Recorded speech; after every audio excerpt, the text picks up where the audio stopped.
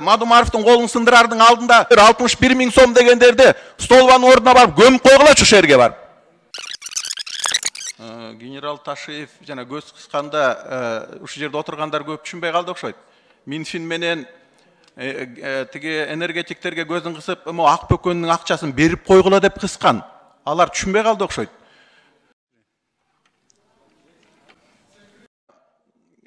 Норус айылындагы тиги ысык ата айыл өкмөтүндө столбаларды коюп аттым эле. Мен өзүм эсебимен алып барып берип, ошону коюп койгулачы деп сурансам, Север Электродан договор алып келиптир. 61 миң сомго 27 столбаны коюп беребиз депчи.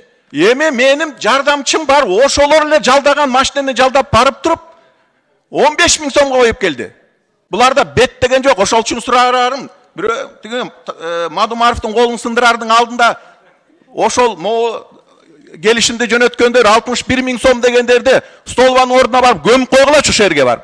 15 миң сомдук жумушту 61 миң сом деп кайсы беттер менен жазатып атат эми.